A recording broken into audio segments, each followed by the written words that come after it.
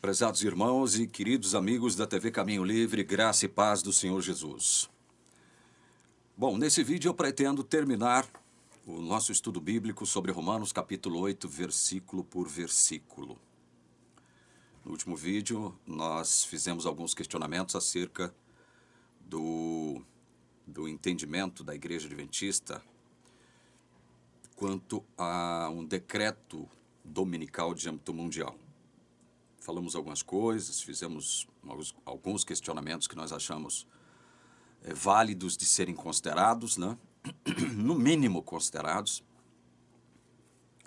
E esse é um assunto que ainda vai render aqui na TV Caminho Livre. Vocês podem ter certeza que nós vamos voltar a falar desse assunto aqui. Que assunto? Decreto dominical, volta de Jesus, essas coisas, tá? E voltaremos a falar do Islã também.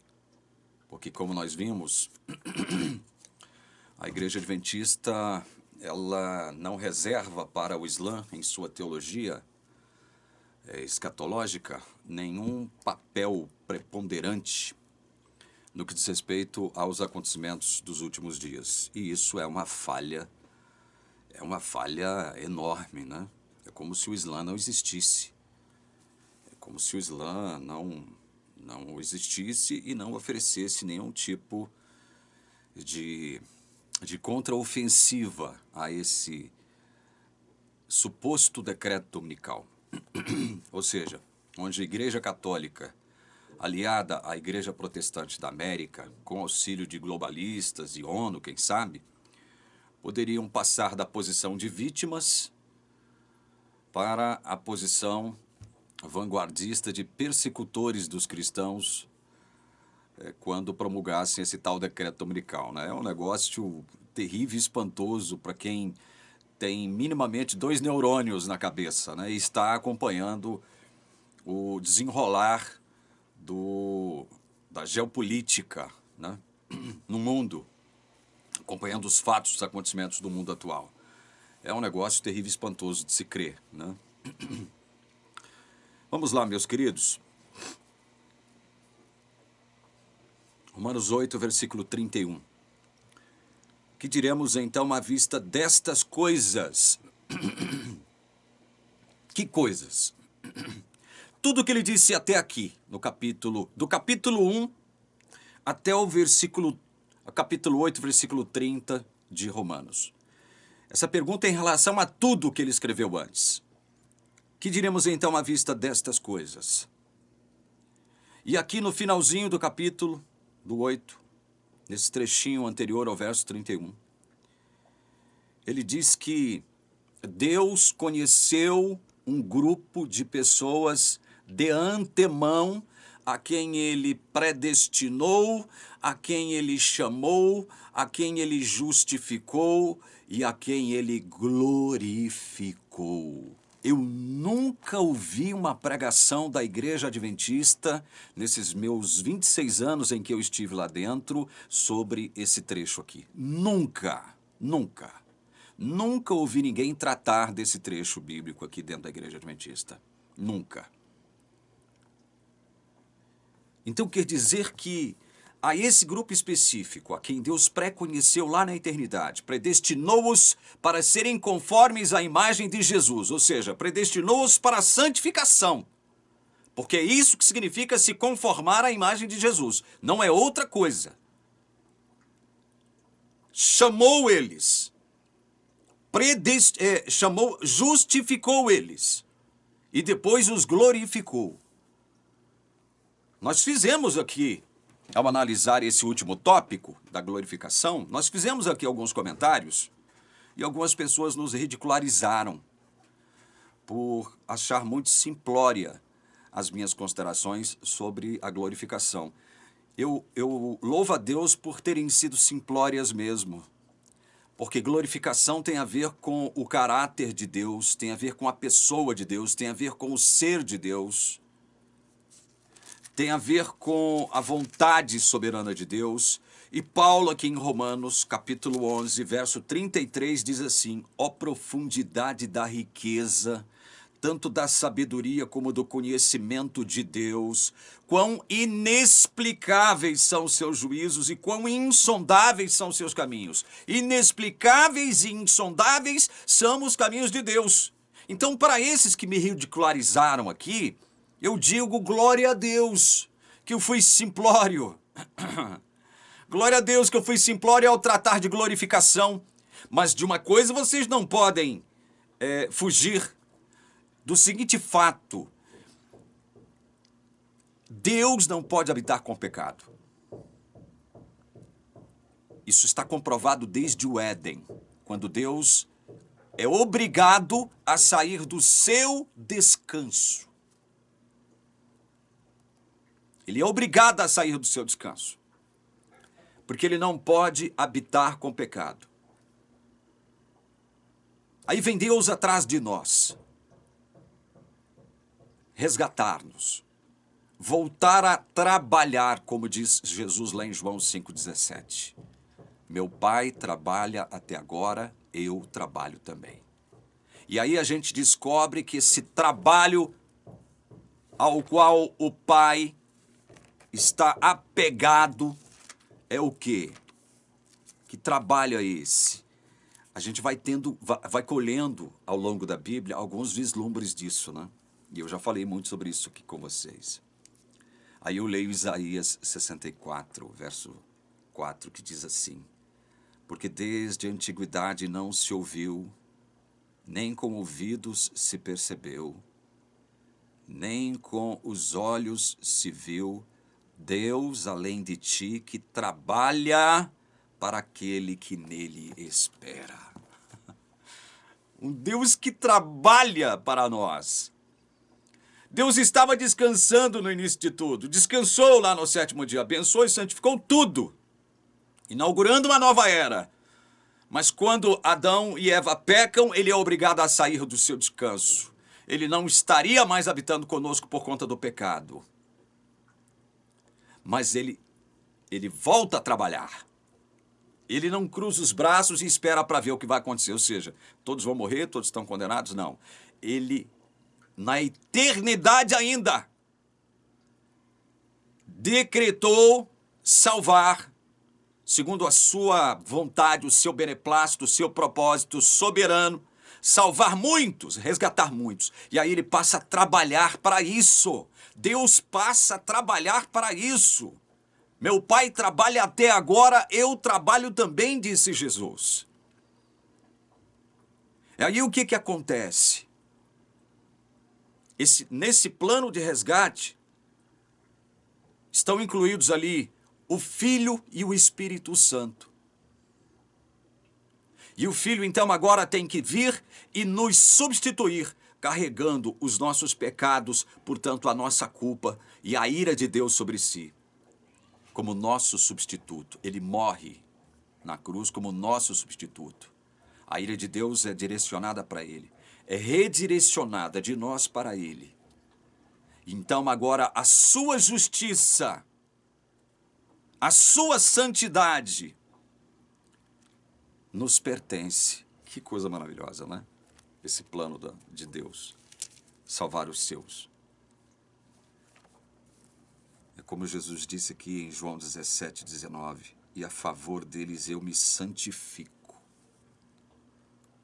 Jesus já tinha dito antes: quem de vocês, escribas e fariseus, me convencem de pecado? Quem de vocês vai me convencer de pecado? Jesus nunca pecou. E a sua santificação, como ele disse aqui, foi em nosso favor. Ou seja, tudo que Jesus fez foi em nosso favor. A sua santidade agora, Deus declara ela sobre nós. Deus nos declara justos, como Paulo diz aqui em Romanos capítulo 5, verso 1. Justificados, pois, mediante a fé, temos paz com Deus por meio do nosso Senhor Jesus Cristo. Justificados pela fé. Então agora, diante de Deus, eu sou uma pessoa justa. Eu não tenho mais nenhum pecado. Aqui. Aqui, ó, aqui. Segundo o homem interior. A nova criatura, o novo homem. eu não tenho mais pecado diante de Deus. É sobre essas coisas que Paulo pergunta, que diremos então à vista destas coisas? Aí ele vem e arremata, né? E aos que justificou, a esses também glorificou. Vejam, nós fomos dotados com uma natureza divina, com a plenitude divina, como diz Paulo aos Colossenses. Aos olhos de Deus, somos já aqui, ó, aqui, no coração, mente. Somos homens e mulheres perfeitos, perfeitas, aos olhos de Deus. Isso não é maravilhoso? Não é maravilhoso sabermos disso? Que aos olhos de Deus já estamos glorificados, justificados e glorificados, ou seja, Deus imprimiu em nós agora o seu santo caráter, Ele nos glorificou, possuímos a natureza divina e já escapamos da corrupção que há no mundo aqui, ó, segundo o homem interior. Como Paulo diz aqui no final do capítulo 7, ele diz, olha, 7:25 de Romanos, graças a Deus por Jesus Cristo nosso Senhor, de maneira que eu de mim mesmo, com o quê? Com o quê, irmãos? Com o quê? Com a mente. Sou escravo da lei de Deus, mas segundo a carne, sou escravo da lei do pecado. Aqui, eu sou escravo da lei de Deus, ó, aqui. Mas aqui, eu ainda sou escravo do pecado, porque o meu corpo ainda não foi glorificado. Aqui já fui glorificado, aqui. E por ter sido glorificado, eu tenho um prazer na lei de Deus, porque é onde Deus expressa a sua vontade, aquela vontade preceptiva.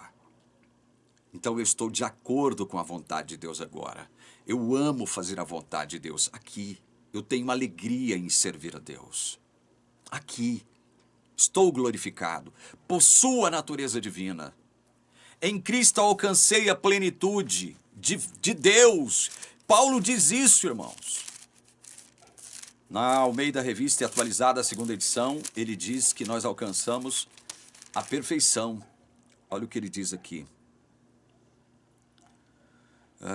Deixa eu ver se eu encontro o versículo aqui. Colossenses 2:10.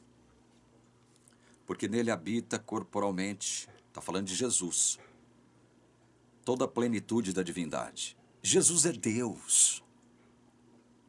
Jesus é 100% Deus, assim como ele é 100% homem. Porque a Bíblia está dizendo que nele habita corporalmente toda a plenitude da divindade. Também nele quem? Em Jesus, olha, vocês receberam a plenitude. Veja, que plenitude é essa? É a plenitude ao qual ele se referiu aqui no verso 9, plenitude da divindade.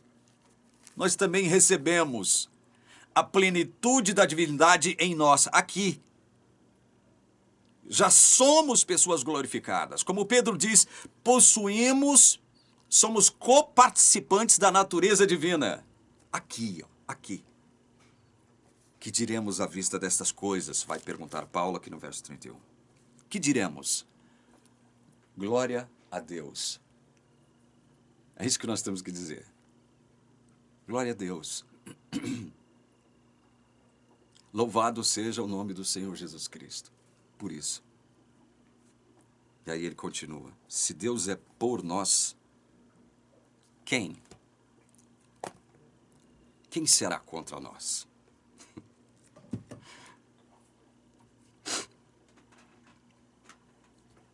Se Deus já nos justificou e nos glorificou. Ou seja, provando que está do nosso lado. Ele é por nós. Ele age em nosso favor.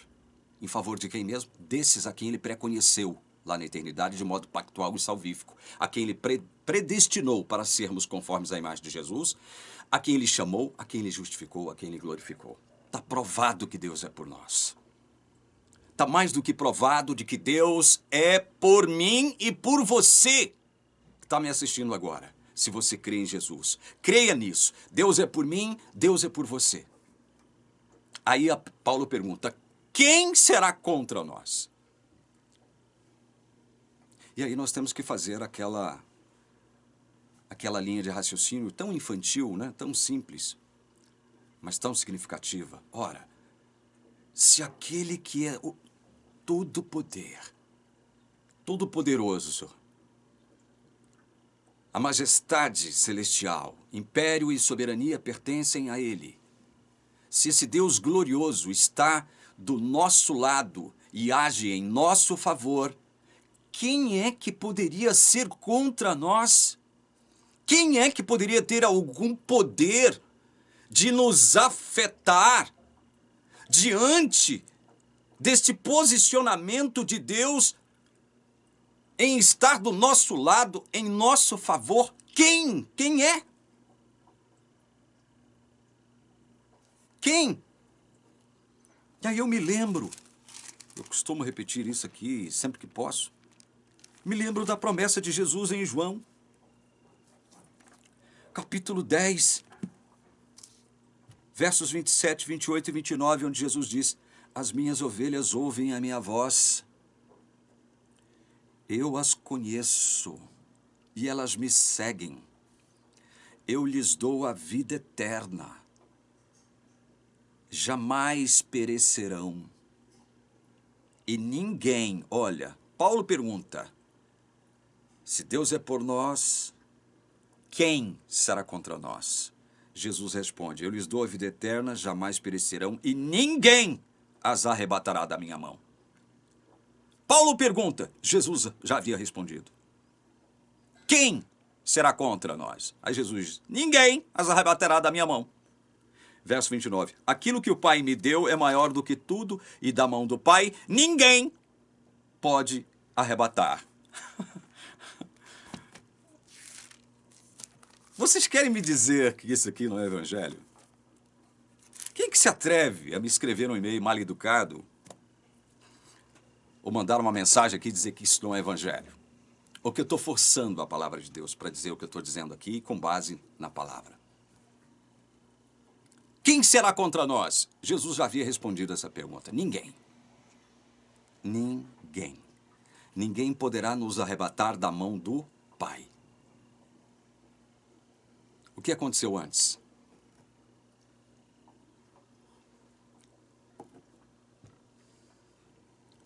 Deus amarrou o valente. Lá em Mateus capítulo 12. Amarrou o valente, foi lá e tirou a presa do valente. Que presa? Nós, eu e você. E agora nós estamos aonde? Nas mãos de Deus. Quem é que pode nos tirar de lá? Quem será contra nós? Vocês estão brincando, né? E meus irmãos adventistas que creem que a salvação pode ser perdida? Vocês estão brincando com a palavra de Deus, né? Vocês estão brincando, né? De cristianismo, né? Vocês estão brincando. Com essa... Sabe, com essa postura de mais sábios do que os outros. Com essa postura de mais privilegiados do que os demais cristãos. Com essa postura de que só vocês receberam uma verdade para o tempo presente. Com essa postura de que só vocês são a igreja de Deus, a igreja remanescente. Vocês estão brincando com o evangelho, não estão? Afirmando coisas contrárias ao evangelho do nosso Senhor Jesus Cristo, fundamentado na sua graça. Vocês estão brincando. Em nome de uma instituição, vocês estão renegando o evangelho eterno. Esse é o evangelho eterno. Vocês estão brincando. Quando Deus afirma, através do seu Filho, que ninguém poderá nos arrebatar das suas santas mãos. Quando Paulo pergunta, quem será contra nós? Se Deus já se posicionou em nosso favor, estamos nas mãos dele, quem será contra nós? Quem é que poderá fazer você perder a sua salvação, irmão? Olha o restante. Olha o restante. Verso 32. Aquele que não poupou o seu próprio filho, mas por todos nós o entregou, será que não nos dará graciosamente com ele todas as coisas? O que de mais precioso havia para Deus, ele já nos entregou por nós. Entregou por nós para morrer em nosso lugar, o nosso substituto. Redirecionou a sua ira de nós para ele. Se ele entregou aquilo que de mais valor ele possuía, que é o seu próprio filho, será que as coisas de somenos importância, das quais nós necessitamos hoje, será que ele nos negará? Para que você possa afirmar aí, adventista, que a salvação pode ser perdida? Tome vergonha na sua cara, irmão. Tome vergonha na sua cara. Leve a palavra de Deus a sério. Não brinque com a palavra. Você que diz ser parte do povo do está escrito. Você diz que a sua igreja é a única igreja que sabe interpretar a Bíblia corretamente, em detrimento das demais igrejas evangélicas e católicas. Você que diz isso, você desrespeita a palavra. Você não tem a palavra como coisa séria. Em alguns casos, você diz, adventista, que seria bom demais para ser verdade se fosse assim como nós estamos interpretando. Tome vergonha na sua cara, irmão. Toma vergonha na sua cara. Leva a sério a palavra de Deus. Verso 33. Quem intentará acusação contra quem? Os eleitos de Deus.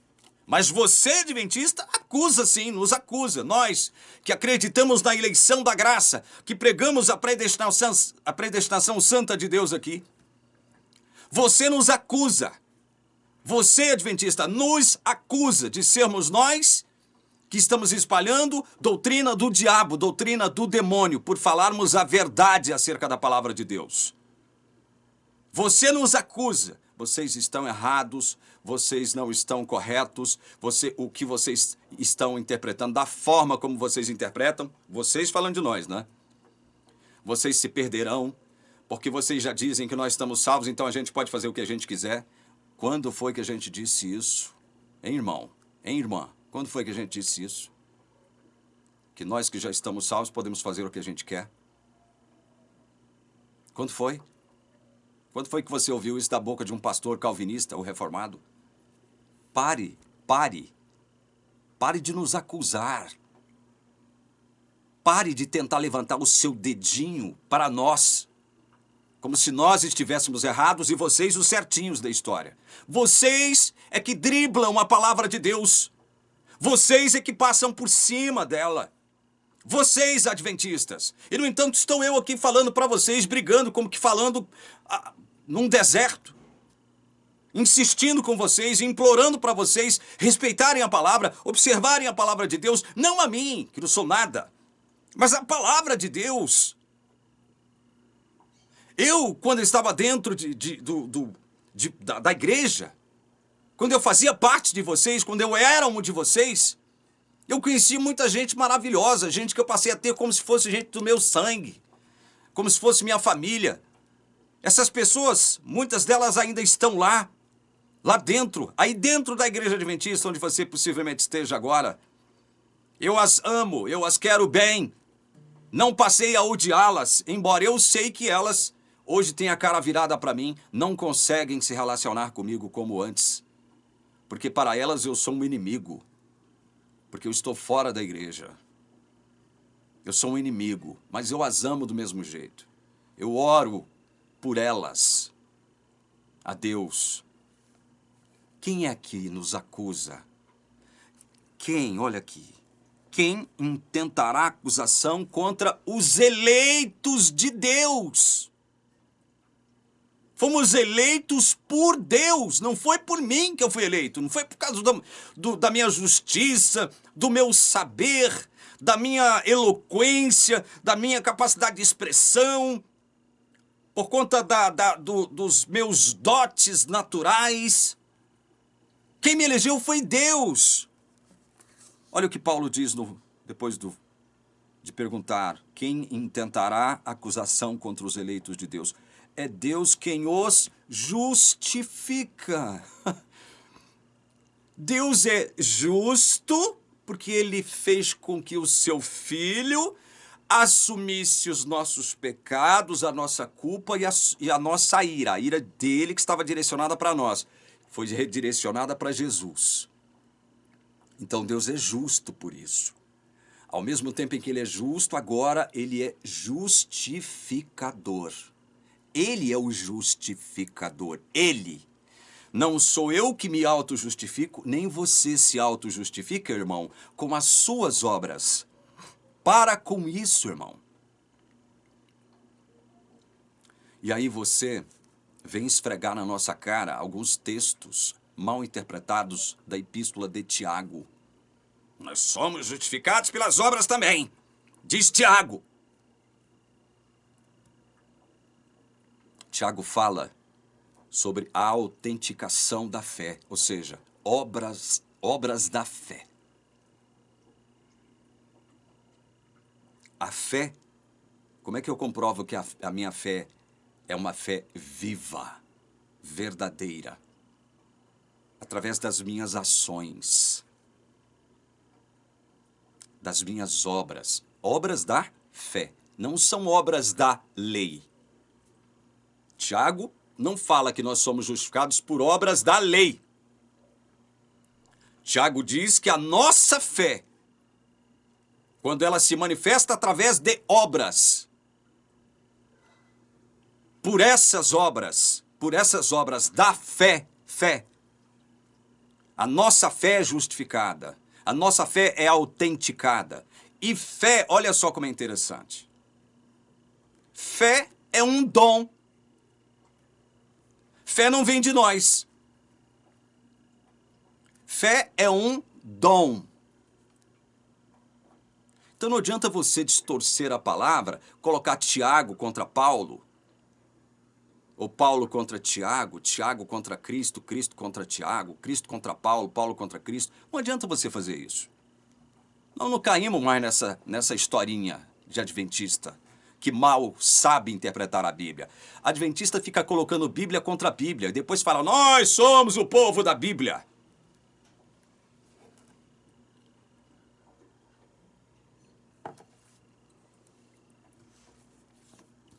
Quem tentará acusação contra os eleitos de Deus? É Deus quem os justifica.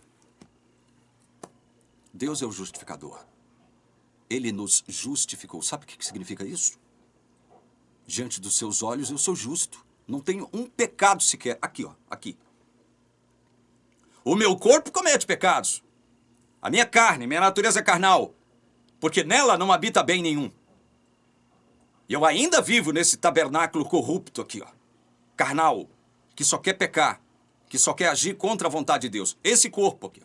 O seu corpo também. Não adianta você mentir, não. Vim dar uma de santarrão pra cima de mim aqui, não. Como muitos já fizeram. Aqui já somos justificados e, o que é melhor, glorificados. Deus, em sua santa glória, não pode habitar com pecado. Já fomos glorificados. Ou você não acredita na palavra de Deus? É bom demais para ser verdade se for assim, como disse um irmão adventista para mim há muitos anos atrás. Bom demais se fosse assim. Seria bom demais para ser verdade. É assim mesmo que você acredita? Porque se for assim, você é um lixo. Se for assim mesmo que você acredita, você está lascado. Verso 34. Quem os condenará? Quem é que tem o poder de nos condenar agora? É o meu corpo que peca. Meu corpo em pecado, que não habita bem nenhum, que transgride, que peca, que faz as coisas contra a vontade de Deus, contra o Espírito. É meu corpo que fica batalhando contra a lei do Espírito da vida de Cristo Jesus que está aqui, me dominando. O Espírito Santo habita em mim. O Espírito Santo jamais poderia habitar numa mente pecaminosa, não justificada e não glorificada. O Espírito Santo habita em mim, fui justificado, fui glorificado, mas o meu corpo não foi glorificado ainda. Então há guerra, guerra, guerra. E aí vem o Satanás e fala assim, você está perdido, você não está preparado, Deus não te ama, Deus não está do seu lado, Deus poderá apagar o seu nome do livro da vida. No final do juízo, seu nome será riscado do livro da vida, você não está preparado para enfrentar o decreto dominical, você não está preparado para ser selado, a sua guarda do sábado é falha, você não está preparado, você não será selado, você perderá a sua salvação. Isso tudo é coisa do diabo. Quem os condenará? É Cristo Jesus quem morreu, ou melhor, quem ressuscitou, o qual está à direita de Deus e também intercede por nós. Nós temos Deus do nosso lado. Nós temos Jesus do nosso lado. Nós temos as promessas de Deus de que da mão do Pai ninguém nos arrebatará. Ele está agindo em nosso favor. Como é que você ainda pode pensar que você poderá perder a sua salvação, se a sua salvação foi algo que Deus lhe deu, foi de graça, foi por sua graça, foi por meio do que Jesus fez, não foi por você. Graça foi aquilo que Deus concebeu para resolver o problema dos seus pecados. E agora você está dizendo que os seus pecados poderão anular a graça de Deus, é isso mesmo? Não, nós somos salvos pela graça, mas julgados pelas obras, vai dizer a Igreja Adventista. Que balela, que bobagem, que contradição tremenda essa. Então quer dizer que os seus pecados agora poderão anular a graça de Deus, que foi aquilo que Deus concebeu para resolver o problema dos seus pecados.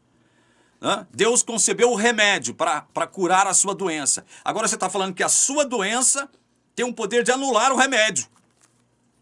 Irmão, pensa, irmão. Irmã, pensa. Põe o tico e o teco para funcionar, irmão. Pensa um pouquinho. Jesus está intercedendo por nós, em nosso favor.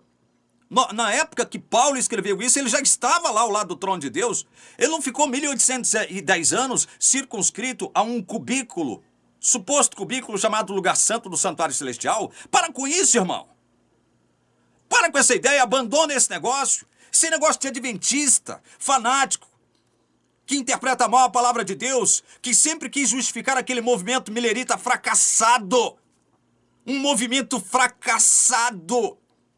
E aí, para continuar justificando a existência desse movimento, agora enquanto Igreja Adventista do Sétimo Dia, a igreja fica inventando e reinventando mentiras e mais mentiras, interpretando e reinterpretando a Bíblia da forma como ela acha que deve interpretar. Uma teologia confusa, delirante, antibíblica, antigraça. E você aí tentando defender essa instituição mentirosa, corrupta. Aí Paulo começa a perguntar aqui, quem nos separará do amor de Cristo? Ele continua perguntando, quem? Jesus já respondeu, ninguém. Quem nos separará do amor de Cristo? Tribulação, angústia, perseguição, fome, nudez, perigo, espada. Como está escrito, por amor de ti somos entregues à morte continuamente, fomos considerados como ovelhas para o matadouro. E é assim que nós somos considerados no mundo, como ovelhas para o matadouro. Nós que acreditamos nesse evangelho estamos na contramão do mundo. Nós incomodamos o mundo. O mundo nos odeia. O mundo não quer saber de nós. O mundo hoje, em todos os quadrantes, está renegando a ideia de Deus, de Cristo, de evangelho. Enquanto isso, o Islã avança.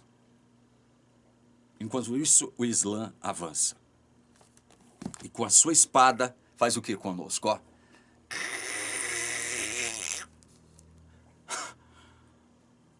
Por incrível que pareça, a espada hoje é usada como método de eliminação de cristãos no mundo todo. Verso 37. Em todas estas coisas, porém, somos mais que vencedores por meio daquele que nos amou. Olha o paradoxo divino aqui. Passamos por tribulação, angústia, perseguição, fome, nudez, perigo, espada, considerados como ovelhas para o matadouro. Quem é que faz isso aqui conosco hoje? Literalmente, quem é que está fazendo isso conosco, cristãos? Inclusive, eu acho que eu estou com a camisa da cor que eles pedem para usar, né? Laranja, um pouco laranjado, um negócio assim. E aí passa o quê? Passa a espada no nosso pescoço. E aí vem Paulo e diz, em todas essas coisas, porém, somos mais que vencedores por meio daquele que nos amou. Isso tudo pode acontecer comigo e com você. Mas somos vencedores. The best is yet to come. O melhor está por vir. O melhor está por vir. O bem triunfará sobre o mal. Somos vencedores. Somos vencedores. Aí ele diz, porque eu estou bem certo, olha só isso aqui, de que nem a morte, nem a vida, nem os anjos. Ele perguntou antes, quem? Hã? Aí ele vem falando, nem a morte, nem a vida, nem os anjos, nem os principados, nem as coisas do presente. Olha, nem as coisas do presente. Aquilo que você faz de errado, o seu corpo faz de errado. Nem do porvir, aquilo que seu corpo fará de errado, ou aquilo que as pessoas farão com você. As pessoas fazem hoje e farão com você. Tudo isso está incluído aqui. Coisas do presente, nem do porvir, nem do amanhã, que você não conhece ainda. Nem os poderes, sejam eles que poderes forem.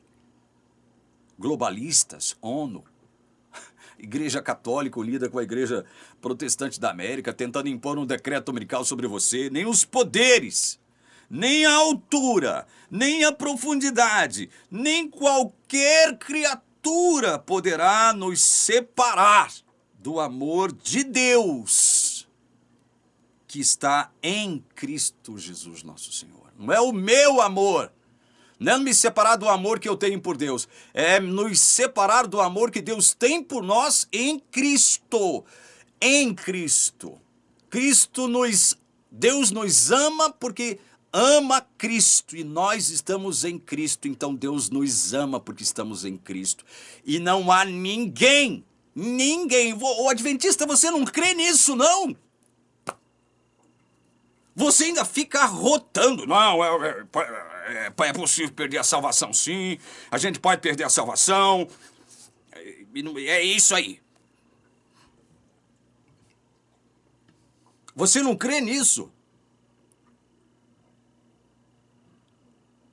Responda para mim, o que você vai me dizer acerca de tudo isso que eu acabei de ler aqui agora? Que tipo de argumentos medíocres, pobres e frágeis você vai construir agora para poder não acreditar nisso aqui? Nós estamos encerrando o nosso estudo de Romanos capítulo 8, um dos capítulos mais maravilhosos de toda a Bíblia. É um dos capítulos mais importantes de Romanos. Eu não o reputo o mais importante, mas é um dos mais importantes do livro de Romanos. Então nós vamos ficando por aqui, conclamando você, meu irmão adventista, a deixar de odiar a palavra de Deus. Considere-a por completo. Eu sei que vocês têm um preconceito enorme em relação ao apóstolo Paulo, porque muito daquilo que Paulo disse aqui vocês têm em pequena conta. Em pequena conta. Ao ponto de, nos seminários adventistas, você ouvir o seguinte, olha, professores dizendo para os teologandos, não, Paulo era predestinacionista, sim, ele era. Como se Paulo estivesse errado. Ao falar de eleição da graça, ao falar da predestinação santa, para que nós pudéssemos ser conformes à imagem de Jesus, né? Deus não nos predestinou para andarmos por aí como se fôssemos seres sem luz. Deus nos predestinou para sermos conformes à imagem do seu Filho. Em amor ele nos predestinou. Efésios 1, versículos 3 a 5.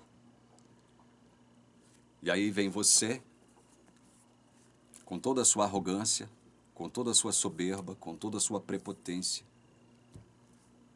adventista, e dizer que quem está errado somos nós, né? Continue pensando assim, irmão. Continue pensando assim e você vai ver onde é que você vai parar. Se você tem fé verdadeira, Deus vai fazer você comer bolota de porco para te trazer de volta à luz. Ele faz isso com seus filhos. Ele faz isso. Ele permite que muitos caiam para purificá-los e embranquecê-los. Como diz Daniel 11:35, muitos dos sábios cairão para serem provados, purificados e embranquecidos. Deus permitiu que isso acontecesse comigo também.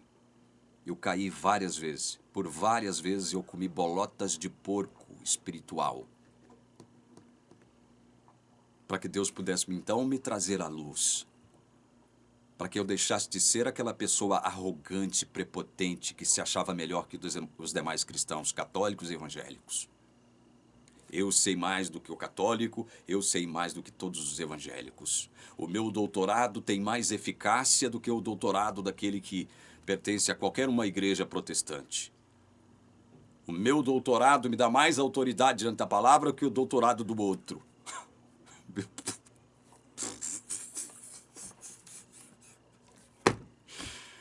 Ai, meu Deus, o que eu tenho ouvido de bobagem da boca de doutores adventistas não é brincadeira. Eu não fico aqui menosprezando o conhecimento que eles têm, não. Muitos têm muito conhecimento. Não chegaram a um doutorado à toa, só que também, no meio ali dessa coisa toda, eles acabam, em nome da instituição, tendo que reverberar, pronunciar coisas antibíblicas. Como eu ouvi da boca do senhor Wilson Paroski, um homem por quem eu tenho respeito. É um cabeção, é um homem que tem muito conhecimento bíblico, mas porque tem que defender a instituição a qual ele pertence, de onde ele recebe seu salário, né? De onde ele se aposentará com seus benefícios, ele tem que defender tudo isso. Ele disse que o pecado não estava nos planos de Deus. Um doutor dizer que o pecado não estava nos planos de Deus. Eu sou obrigado a ouvir isso de doutor adventista. Sou obrigado a ouvir de doutor adventista que Jesus pode voltar dentro dos próximos 2 anos, o decreto dominical pode acontecer dentro de 2 anos, assim como pode voltar daqui 200. Olha, que Deus abençoe vocês todos. Eu vou ficando por aqui nesse vídeo. E no próximo vídeo a gente volta a falar mais alguma coisa sobre decreto dominical, volta de Jesus e besta, ok? Fiquem na paz e na graça do Senhor Jesus. Amém.